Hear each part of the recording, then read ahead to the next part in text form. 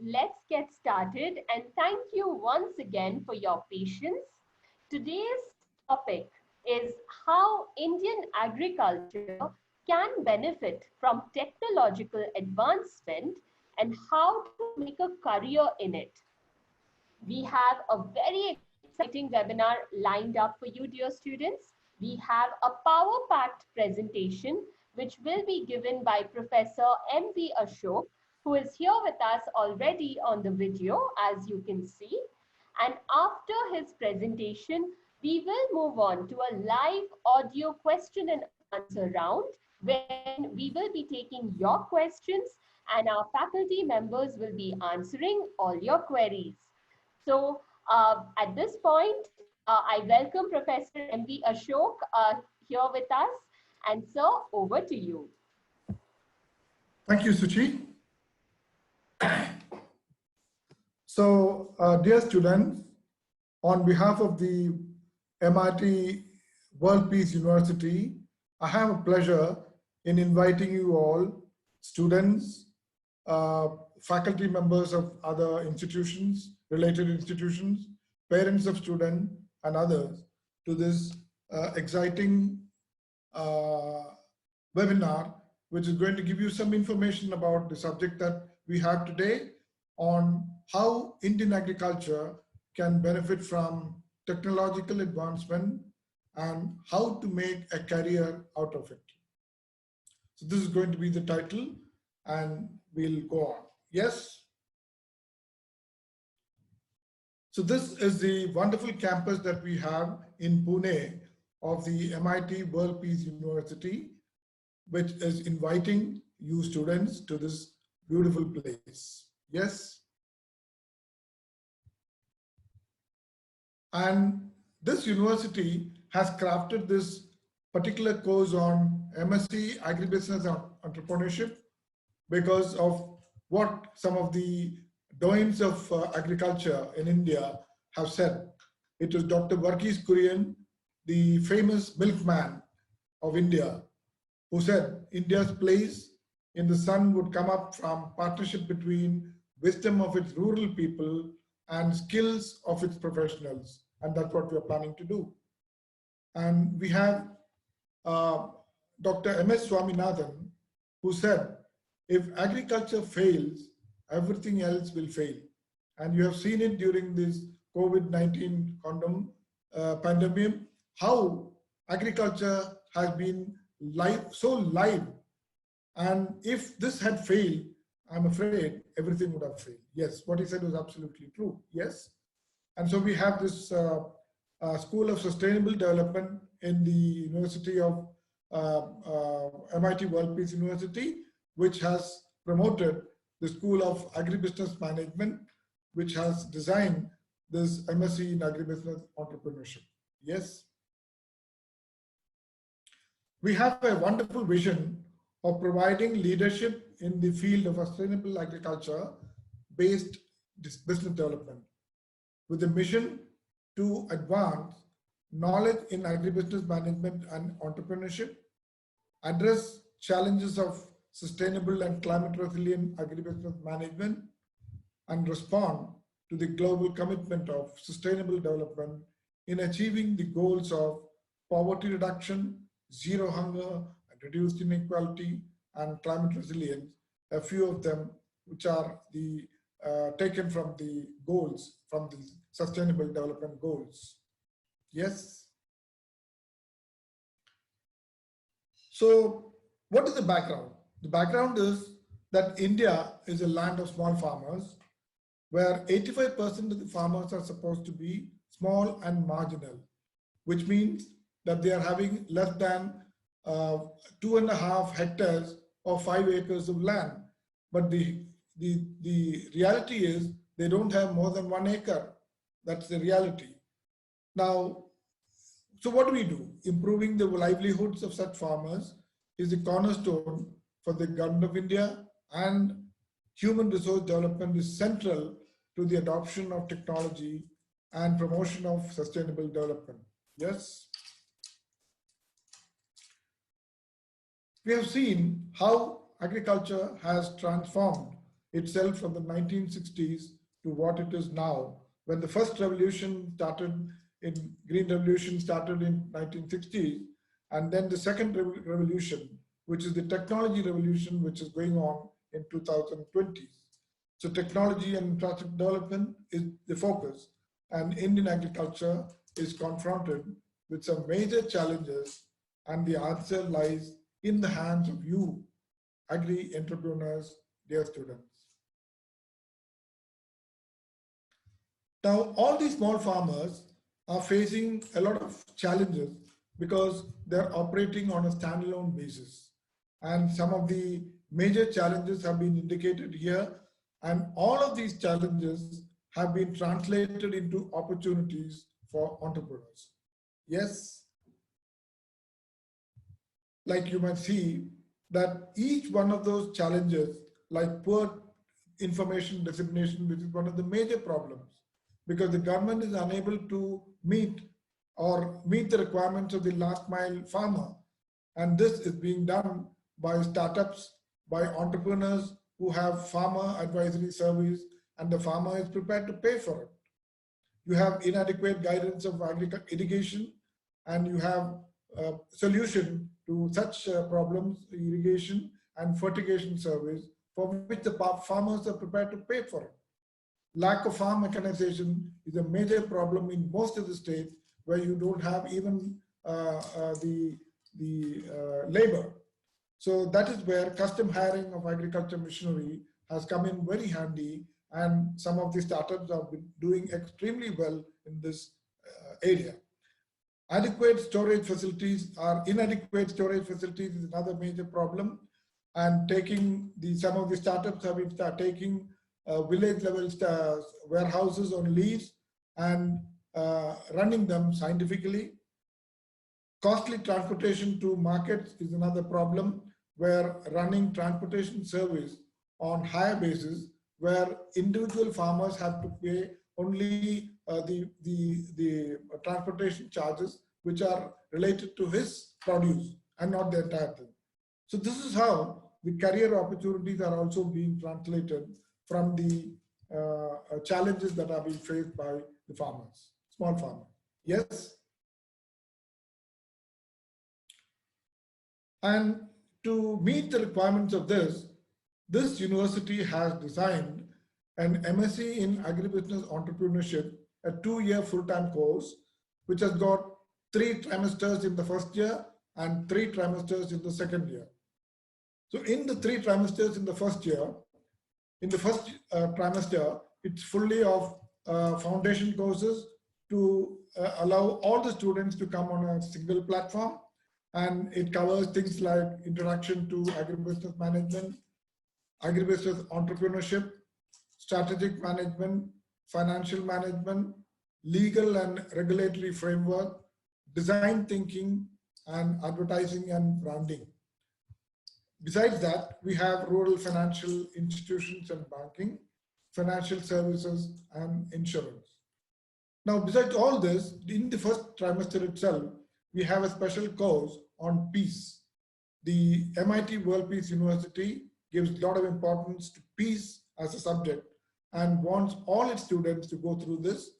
And in the second trimester, we have some of the core courses, which are micro and macroeconomics, management information systems and quantitative techniques, business statistics, enterprise resource planning in agriculture, ERP, communication skills and presentation, and a seminar to be done by the students, quantitative research methodology, and rural immersion to let the student get to know what it is like in the rural areas who have not had much of a exposure to the rural areas, along with a field visit and a case study which is to be prepared by the student. In the third trimester, it will cover introduction to agriculture marketing, which is one of the major subjects which are going to be held. And then you have a farmer producer organizations, all about it, what they are, how they operate, warehousing and collateral management, agricultural export management, qualitative research methodology, and again peace, an advanced course on peace, and a seminar followed by a summer internship for 1 month in any of the farmer and producer organizations. Yes, and then you have the second year, which starts. Could you please go back to the earlier slide, where you have the first trimester in the second year, starting with sustainable development, organizational behavior, human resource management, food technology and processing management, electives, and any of the electives which are given on the right side of the small box. It could be organic farming, dairy management, agri-tourism, floriculture, or contract farming. The student can use any one of them and do the elective with a case study on an agribusiness enterprise, and again do a final course on peace. And after that, you will see that 2 full trimesters are devoted only to internships in either an agribusiness enterprise or a startup, depending on the availability of the organization, and let the student know what it is like, what are the challenges which are there, and to have a hands-on experience on them. Yes. We also have the skill-based courses which the students can take up, either all of them or some of them, and for which the certificates are given for each one of them. These skill-based courses are open to all students outside the program as well. You have hydroponics, goat farming, home gardening. Home gardening we are planning to start very shortly. Organic fertilizer making, mushroom farming, and vertical farming. So these are some of the major skill-based courses that we are planning to do. Yes. And you would like to know that this program has got an international study tour to Israel for about 8 to 10 days, which where the estimated fees to be borne by the student only comes to around 1,25,000, and the rest of it will be borne by the university. In other words, it will be partially funded by the university, and this is going to give them an idea about what is happening in the developed countries as far as some of these activities are concerned. Yes. So this gives you the fee structure of 1,50,000 rupees per year, which means 3 lakhs for the entire program of 2 years, and it can be paid in installments of 75 and then 75. It has been indicated here, and this is how we plan to go about as far as the payment of fees is concerned.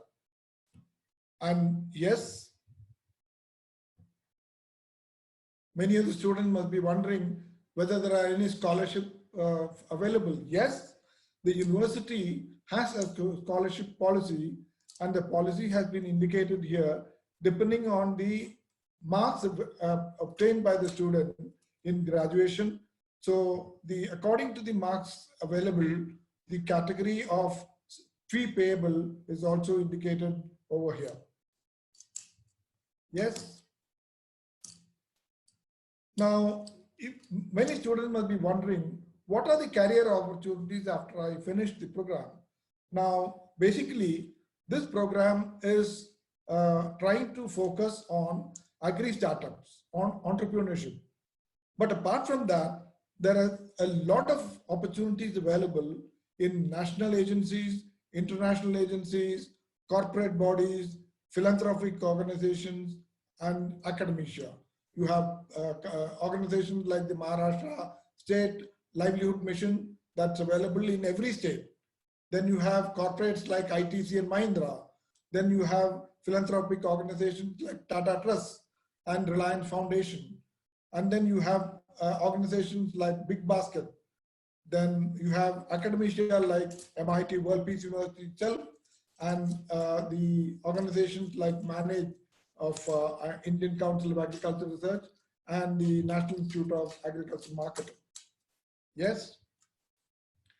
And you have a range of incubation services available from a lot of organizations which are going to be linked with the university, not only the MIT World Peace University Incubation Service, But other than that, there is incubation service from Manage of ICAR at Hyderabad, and NAM, which is another one of the ICAR in Hyderabad, ICRISAT, which is another incubation service available again in Hyderabad, and the National Institute of Agriculture Marketing at Jaipur, which has got the incubation service. But these are all, I would say, managed by the Government of India. But you have private ones also, like Wilgrow, Vritti, Indigram. Indigram is promoted by the Indian Society of Professionals, which is located in Delhi, but it operates almost in about 16 states in the country.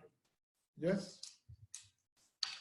So with all this, we hope that you will like to get into this course, this program, and we have all information on this slide in order to let you register yourself, so that once you register with a payment of 1,500 rupees for the application fee, then we will be getting back to you with all the information regarding the entrance test that we will be organizing, and then a small interview. Apart from that, a small, the students need to give a small statement of purpose, like why the student wants to join this course, as to what is in his mind or her mind as to before joining the course, as far as the future is concerned for that student. So this is how we have this program designed, and we hope that you will be joining us shortly. Thank you very much, students. Thank you so much, Professor M.V. Ashok. Dear students, you saw such a detailed, valuable presentation made by Sir, and I hope that certainly answered some of your queries as to this topic and the program that we are covering today.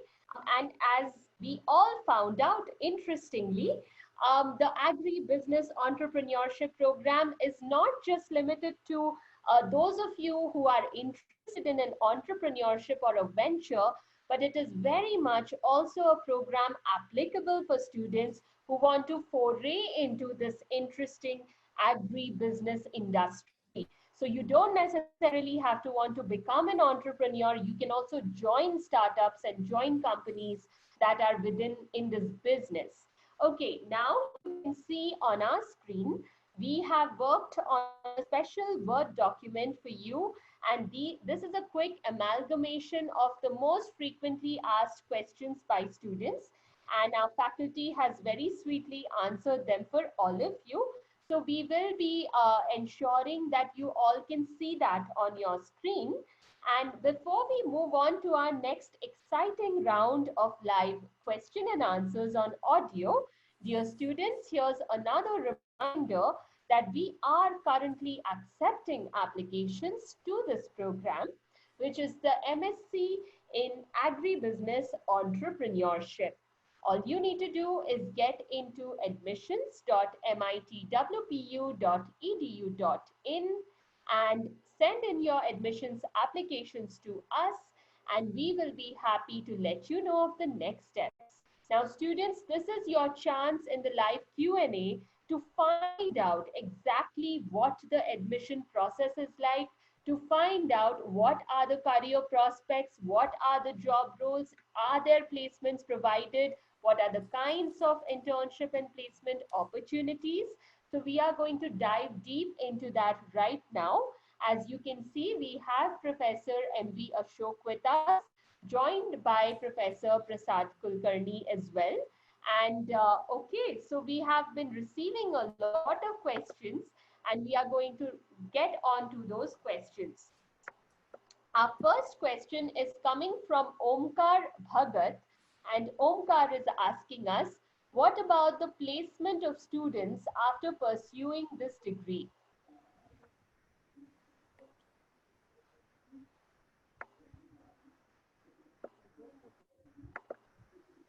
Okay.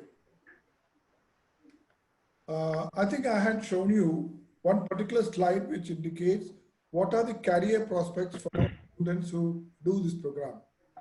Now, basically, the program is trying to groom students for making them as entrepreneurs, but that doesn't stop them from taking employment with agribusiness enterprises or farmer producer organizations and other such similar organizations which require professionals who have undergone this kind of a course, which will give them a lot of information about how to tackle situations and solutions which help them in this particular area.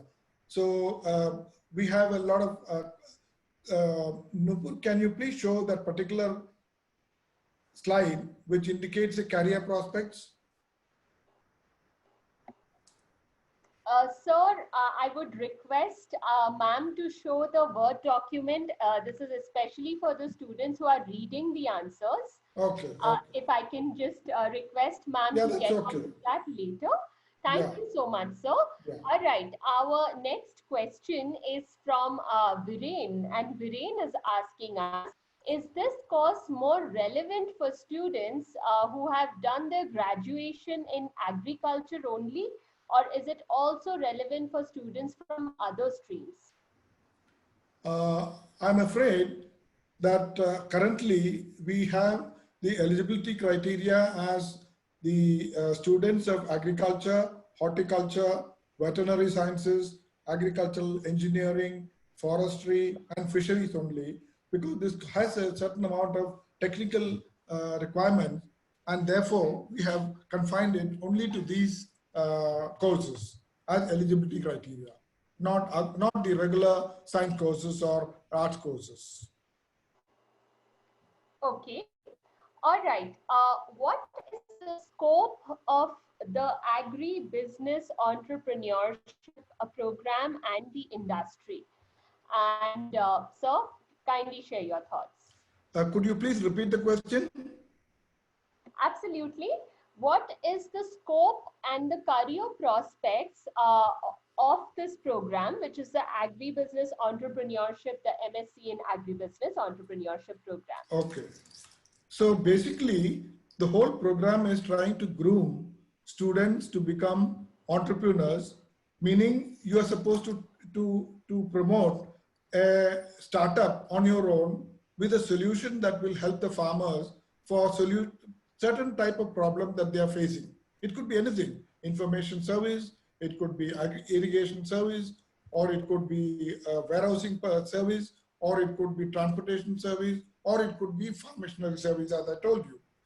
But then it's always better that a student works in an organization for a year or two to understand the nuances of the sector, and then get into this kind of a startup so that it will help them better. But apart from that, you have farmer producer organizations in the country who need chief executive officers as professionals, and such professionals would be superb for them.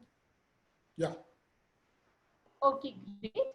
Aparna ma'am, if I could have you on as well for this question and help us understand as to the scope of the whole agri-business industry and why is it so relevant for students, this particular degree? Thank you, Suchirupa. I think we should also look at various things which are changing in the world today and in India in particular. So this COVID situation has really opened everybody's eyes to what is most important to us for food. And in India, if you can see, agriculture is kind of the backbone of our economy. And when everything else seems to be uncertain, agriculture in its different forms has success in giving employment opportunities, giving food security, giving income security to many. I think on policy level, we have seen very positive changes where agriculture and its potential in India is getting realized. Various value addition, business opportunities are being discovered. Even established corporate houses like the Tata companies, they have got into agribusiness because they see the enormous potential that India has. We have diversity of agricultural techniques and related businesses throughout India. We have a diversity of ecological conditions which allow us to grow many things which are not possible. So we have kind of a niche product in every part of India. I think that is a situation which is going to be encashed in future, and I definitely see a very positive kind of atmosphere which is now in India in future for agribusiness entrepreneurship. Okay, great. Thank you so much, ma'am, for sharing your thoughts as well. All right, our next question is coming from a student who is asking us, what are the different advanced technologies in agriculture in which we can hope to make a career?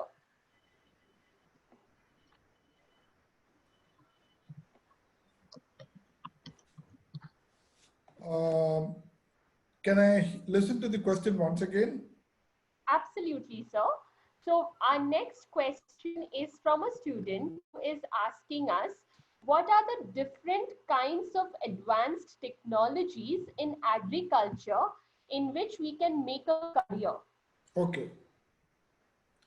So one of the technologies is about hydroponics, which is soilless cultivation of vegetables and fruits and vegetables, mostly vegetables. And this is catching up like a wildfire across the country today, especially when you don't have place to cultivate. People are doing it in their balconies.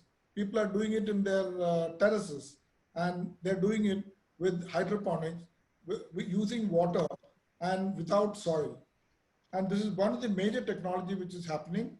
And as far as farmers are concerned, they are taking up various forms of drip irrigation, where you have the water being given to the plant through pipes, the small pipes, and in a drips, so that there is a lot of conservation of water which is happening, and it helps the plant also in order to cultivate better, to grow better.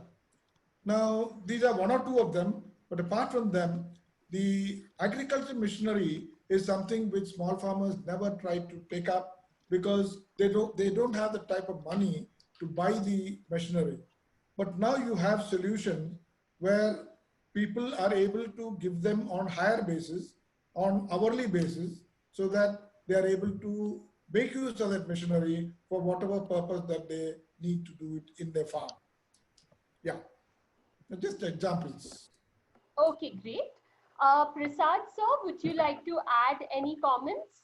Yeah, thanks. I would like to put a torch on a couple of things since we are discussing about technology and techniques. I would like to talk about something related to techniques. So climate resilient farming is a technique which is, growing a bit in many regions. In many regions, where is it can be a drought region, it can be a coastal region, it can be a rain-fed agriculture, and everywhere.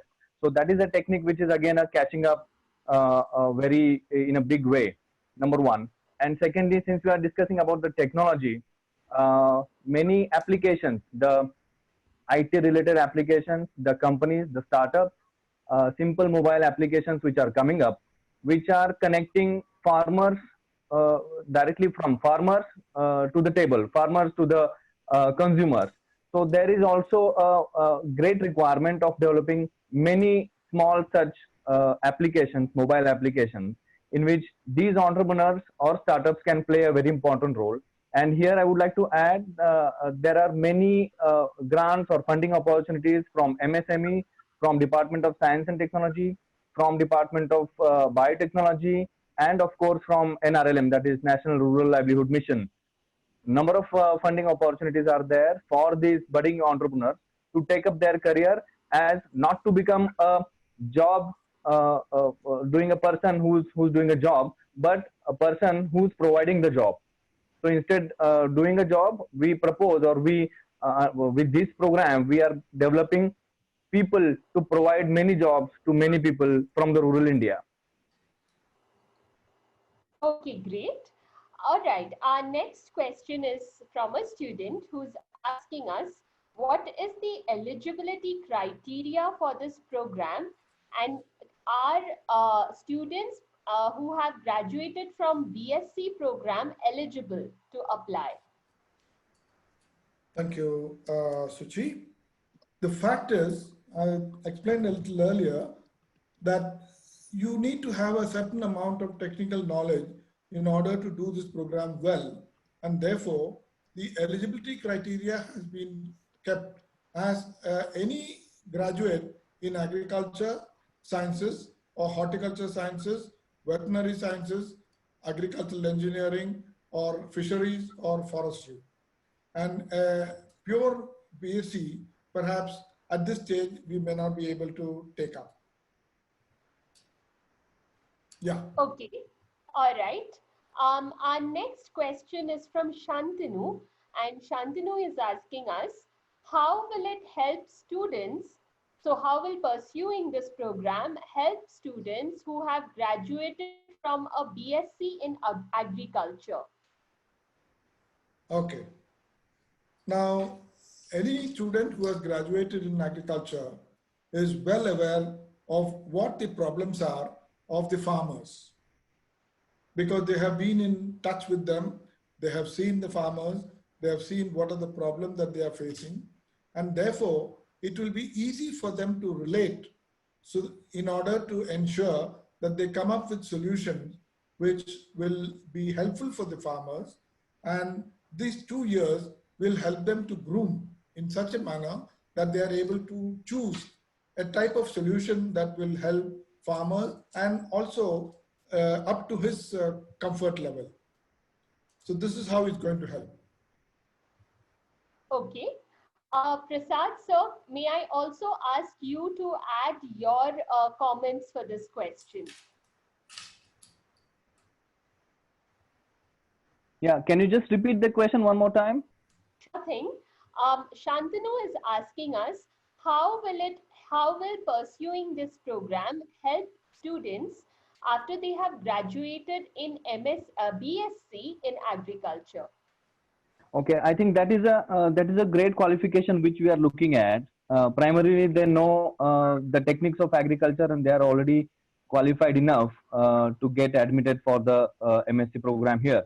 And after completing the master's program at MIT in agribusiness, since there are number of opportunities which are coming up in private sector as well as NGOs, national internationally, I think that the program or this course will be aptly designed for these students to become a professional in agribusiness entrepreneurship as well as doing their own business as well. Okay, great. All right. Our next question is coming from Ria, and Ria is asking us, can you tell me about the step-by-step admissions process for this program? Okay. Thank you, Suchi. Now, any student who desires to be getting into MIT World Peace University needs to get into the website and then apply for the application process, which is the first step, wherein you register yourself for the course program. And once you register, you have to make a payment of 1,500 rupees as an application fee, and then you register. And once you register, after that, the university gets back to you with all the information. And the second process would be the need for writing an entrance examination called PG-PET for a 100-mark question, which is an absolutely simple question paper, which is supposed to see what is the business English knowledge of the student, what is numerical ability, and a little bit of technical knowledge, which is required for the core, for the program. And after this, they're supposed to submit what is known as a statement of purpose, wherein the student is supposed to indicate why he or she wants to get into this course. So that gives the university an idea whether this student is qualified enough to take it up, qualified not from the qualification point of view, but from the passion point of view and other details. And after that, the final merit list is prepared based on the marks obtained in each one of them, and then the admission is given to the student. Yeah. Okay, great. All right. Prasad sir, would you like to add anything more to that? I'm okay. I mean, that is the right procedure which professor has explained. Absolutely. So dear students, you heard it's a pretty simple admissions process. The first step is to go on to our website, go online and find the admissions application form online. You can get into admissions.mitwpu.edu.in and submit your application form for this program. You have to make a payment of about 1500 rupees, and once you submit that application form, you will be informed of the rest of the details. This might include appearing for the entrance exam, which is the PGPET entrance exam. Don't worry, you can take it online. You do not have to come on the campus for this program. It will be done online. So PGPET exam you can expect as an entrance exam, and also you have to submit your statement of purpose. Okay.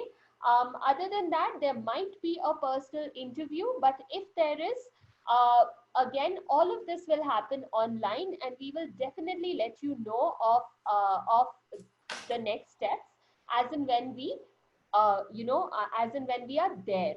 And of course, another quick thing is the PGPET entrance exam. You can expect for it to happen in the second half of June. Okay, so it still gives you ample time to prepare for it.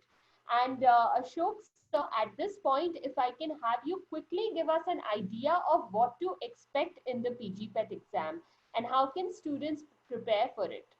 Okay. The PGPET exam, as I understand right now, is a very simple process where the university would like to know what is the business English knowledge of the student and numerical ability, general knowledge, simple general knowledge, and a little bit of the technical knowledge as far as this particular faculty of sustainable studies is concerned. So this is how the examination will be held, and the entire 100-mark question will be covering all these things. Yeah. Okay, great. All right. Our next question is coming from Rajesh, and Rajesh is asking us, I am a BSc microbiology student. Am I eligible to apply for this program? Technically, no, because it is not coming under agriculture sciences, but we would be taking a decision regarding this because microbiology happens to be one of the major subjects as far as agriculture is concerned. So if we do find that there is meaning in taking such student, we would be doing it. All right, Rajesh, good news coming in for you, and you are encouraged to please apply for this program so that we can consider your case and ensure that you are given the best possible opportunity for this program. Our next question, sir, we are seeing a lot of questions and a lot of curiosity from students as to the career prospects and the placement opportunities. So I believe our next question is from Dinesh, and he's asking us, what about support in terms of campus selections and placement opportunities? Okay, thank you. The university would be having a tie-up with a lot of outside agencies, corporate bodies, and incubation agencies, and certain incubation agencies as well as the corporate bodies which help in such placement. And we would be taking their help also in order to do the internship for the students. And once the internships are done, it is quite likely that if the company does like the student, they may want them as a professional.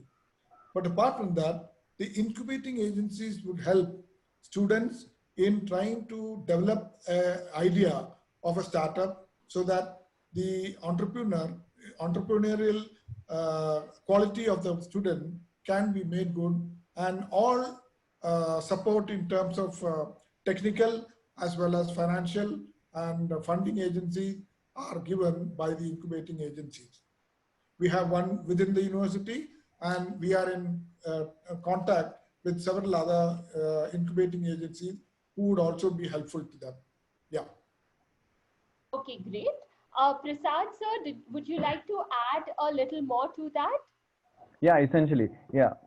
So as previously discussed by the professor, that last two trimesters are essentially the internships and self-learning modules for the students, which will give them a glimpse of what all are the challenges faced by the various startups or various companies, national, international organizations, NGOs, and of course the actual field experience, actual hands-on training for the students. We essentially want these students to select a challenge, select an idea, work on the idea, and develop their own business plan, develop their own idea implementation plan, which can be converted as a business plan. At MIT also we support a lot of startup companies. We have a Department of Science and Technology promoted business incubator right on the campus. We have number of experts, we have number of advisors sitting on their panel, and we would be glad to support the students of agribusiness entrepreneurship coming out from this course as well. Okay, great. Neeta ma'am, if I could quickly have you on as well at this point, just letting us know of the kind of support system that students and especially budding entrepreneurs have at the MIT World Peace University campus. Of course. At the Faculty of Sustainability Studies, we're anyway very lucky to have Professor Methil, Professor Prasad Kulkarni, etc., who are very actively involved in a lot of conferences, in a lot of, I would say, functions, awards, etc., all across the country. And they've been not only active participants, they've even spoken in panels, etc. Because of that kind of movement outside the campus, the faculty itself is very strong in terms of connect with the industry, in terms of connect with various organizations pertaining to this course. So along with that, the university has at a central team and at the central level, a team which is called CIAP, Central Center for Industry Academia Partnerships. This team is about 30 people strong, and we help the faculty, we work along with the faculty for sessions on training and grooming. The team actually goes out to new markets, to new organizations which have not heard about perhaps our university, and invites them on. Almost every day there is a new, or maybe even more, new organization coming to the campus.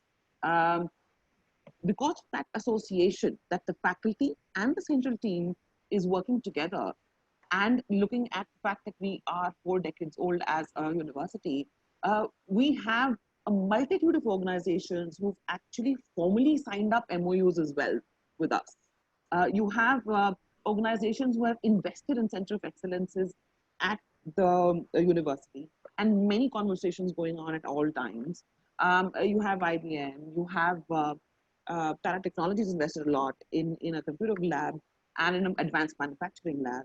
Acre Solutions has worked for a whole petroleum lab. Apart from that, of course, there's a lot of things we do in terms of functions as well with various organizations, be it government, private, or large organizations, and all kinds of different things. Also involved, of course, socially. So our reach, what I'm trying to say is our reach, along with what all the faculty does and the central team does, and our executive president, Mr. Rahul Karad, all the functions that he organizes, be it Bharatiya Chhatra Sangh, be it the Sarpanch gathering that happens, the Teachers Congress which happens. There are a lot of things in which there's a lot of interaction with people, and hence our faculty, our management, we are equipped with so many contacts to bring in not only for placements, but also to give talks about entrepreneurship. We also have an incubation center where entrepreneurs who are budding entrepreneurs within even BTech first year, second year. I know of students in second year BTech who are currently have started their own entrepreneurship, small one already. So that the support is there not only individually from some faculty, but also as a system. Apart from the fact that, of course, the incubation center helps you out. Thank you. Okay, great. So students, you heard from all the three members in our panel today as to the kind of extensive support that students are provided. And remember, at this level of trying to pursue a master's degree in a program like this, we all know, especially here at MIT World Peace University with a legacy of 40 years in education, it really is not just anymore about the theory that you learn in your books. It's also about creating and exposing you to the right networks, to the industry networks. This is the time if you're looking to venture as an entrepreneur, the support is there, the contacts are there, the networking is there, the industry connections are there. So what are you waiting for? If this is a program that suits your interest and your passion, this is the right time to take that next leap in your academic and career level, and definitely consider this program, which is the MSc in Agribusiness Entrepreneurship at MIT World Peace University. Dear students, we are going back to lots of interesting questions from our students here. And Sachin is asking us, what is the selection criteria for skill-based courses? Is it for graduation or also for 10th and 12th passed out students? Yeah, the eligibility criteria is very simple for that, and even 12th pass, 10th pass would be too limited for that. A 12th pass would indeed be useful because it's a short course. It's not going to give you a graduate degree. It's not going to give you a diploma, but a certificate course on that particular activity. And even a 12th pass can take up any kind of skill course which can be developed into a commercial activity in due course if he or she desires. Yes. Okay, great. Our next question is from Prem Singh, and he's asking us, is this the first batch of the MSc in Agribusiness Entrepreneurship program at MIT World Peace University? Yes.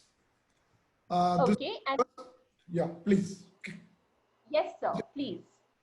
Okay, this is the first time that this university is launching this program in this academic year, and that is why we have kept the number of seats also in a limited manner. But normally, if you find engineering or management, you have 100 and 100 or more than 100 students for each year. But then in this particular year, program, we have decided to keep it only at a very nominal 40 students per year this year.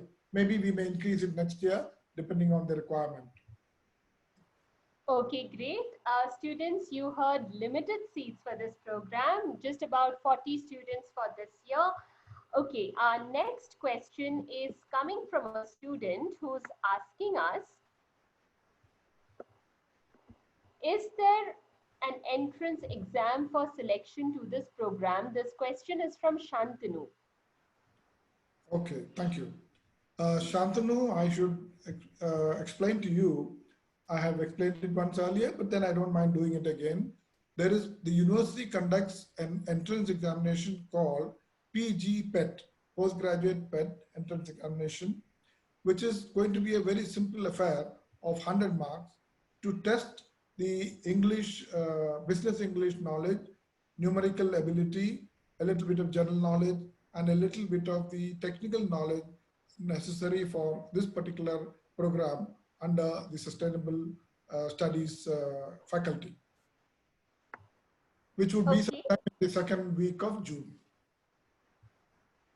Right.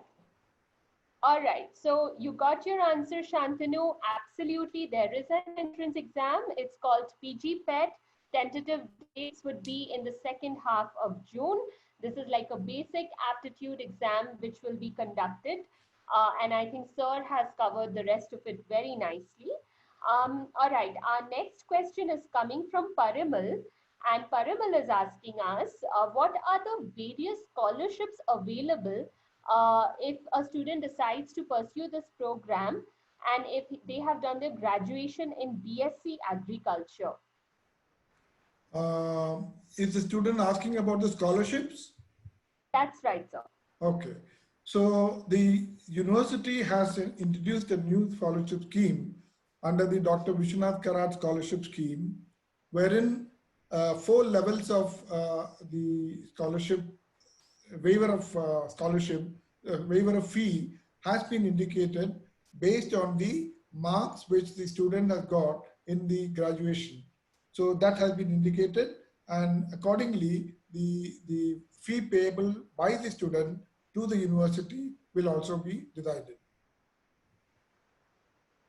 Okay, great.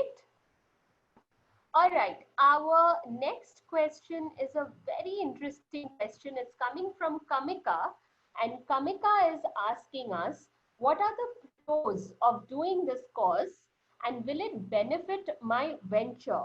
I'm a graduate of business administration in agribusiness management and also have a postgraduate diploma in agribusiness management.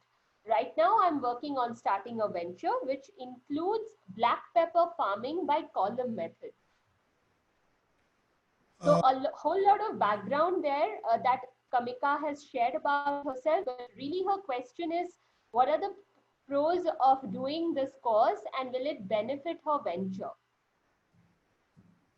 Well, it will definitely benefit her. That should not an issue at all, and it will greatly benefit the university as well in order to get the inputs that she has got as a postgraduate course in agribusiness management, and that would help us a lot. Because I don't know why she still wants to do this course, but you're most welcome to take up this course, and we'll be welcoming you with open arms. All right. Aparna ma'am, can I also have your thoughts on this one?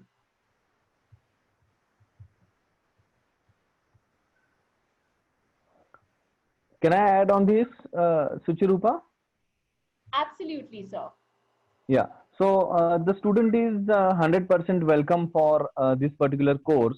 There will be, a panel of experts who will be sitting with her at the Faculty of Sustainability Development or Sustainability Studies. In addition to that, as Neeta Madam also mentioned, that on the campus itself, we have a business incubator, the technology business incubator, which is promoted by Ministry of Science and Technology. So since the student, the lady who is already working on an idea to start a startup or start a venture and work towards that. So along with conducting this course or attending this course, she can simultaneously work on her idea and develop a business plan which she can take as a career after completing the course. This is what I feel. Can Okay. I add? Yes, ma'am. Yes. So as Prasad sir has pointed out, there are many value additions that she can do when she joins this university and goes through this course. It's great that you are already doing work in this aspect. Our course offers something in addition, which is, for example, how to maintain data, how to study and analyze data. So research, conducting forecasting or planning for various things which are changing. Also, you can link up with different people through this program and you will get insights because we have really eminent faculty. We have guest faculty coming in. If you take a look at our website, you will see different, very senior people as our advisors, and you can get advantage by linking with these people. They will share their experiences. Whenever you need any kind of support or hand holding, if you feel that is necessary, then we are all available at that time. So I think that's a great addition to what you are already doing. Okay, great. All right. Our next question is indeed a very interesting question. The student is asking, why is the agriculture industry not considered as popular as the IT industry, especially in the aspect of money making? And what should we do to popularize this industry? Can I request Aparna ma'am to take this first, because ma'am, you had made very strong points about the agri-business industry. Yes. So let me tell you that things honestly have not been really good for agriculture in the past. The whole scenario which has been painted has been very bleak, that agriculture is failing and everything is failing. But when you come to the situation like today, where all the industry has completely shut down, everything seems really like a risk, and all the investments made in the past are going down. One thing that comes to the rescue of humanity is food production, and that is a need which is going to be always there. So we have now realized at policy level, at action level, how important agriculture is. And agriculture, it is true, agriculture like we did in the past will not continue to be like that, because climate is changing. We all know that it has warmed up. We have known that the situations are changing, but we also are much better placed now in understanding what actually makes agriculture function. What are the requirements? How can we do agriculture in such a manner that it is linked to the science and technological inputs, which are coming from this? I think we will be seeing a very great improvement in the way people look at agriculture and agribusiness, because ultimately um, we are not doing agriculture just for sustenance. We are also doing it as an economic activity. So once we have that acceptance, and India has such an advantage because we have more than 5,000 years of history of doing really good, productive agriculture in various situations. So we will be seen as world leaders. That is my complete belief now, that the traditional knowledge linked with the scientific advances that we have done in communication, in computers, in everything, I think all that will be making it a very popular industry in future. I hope that answers the question. Absolutely, ma'am. Thank you so much for putting it so well. All right, our final few questions that we are taking up now, dear students. We have another question from a student who's asking us, can you please elaborate about the study tour to Israel that is part of this program? Okay, thank you. Uh, the whole idea of including an international study tour to Israel is to give the student an idea about the latest technologies in agriculture which are being adopted by the Israeli government, Israeli farmers, and the technologists in Israel, which India also has been adopting to a large extent in many of the areas. For instance, in Maharashtra itself, you have the a center for excellence in certain crops, in certain activities, which have been funded and which have been based on the Israeli model. And as Maharashtra is not the only case, but there are many other states as well, which have gone in for this kind of center of excellence in certain crops. Now, the idea is that if the students are taken to Israel at one go within about a week or 10 days, they should be in a position to understand what are the different technologies available, and many of them may not be suitable for India as well. So it is up to them to decide which are the technologies which we can adopt and bring back and try it out in our own country. So to give them this exposure, this international study tour has been planned. Yeah. Okay, all right. Okay, great. So now, dear students, I hope most of your queries were answered in today's webinar. We saw lots of questions on career prospects. Obvious question that we did expect from you, and I hope you got all your answers. Of course, this course is not just limited to students who are wanting to have their own ventures or who are budding entrepreneurs, but it is also open to students who want to foray into the agri-business industry. And, support is provided to both the students, right? Whether you need support with your entrepreneurship venture, or whether students need support with placement or internship opportunities within the industry itself, there is support for all your interests within this program. And of course, you saw the course in detail, the syllabus in detail, the generous scholarship policy that we have here at MIT World Peace University. We value academic excellence, of course, and we do reward you for that. So those students who are eligible, please make sure you explore those policy and avail them.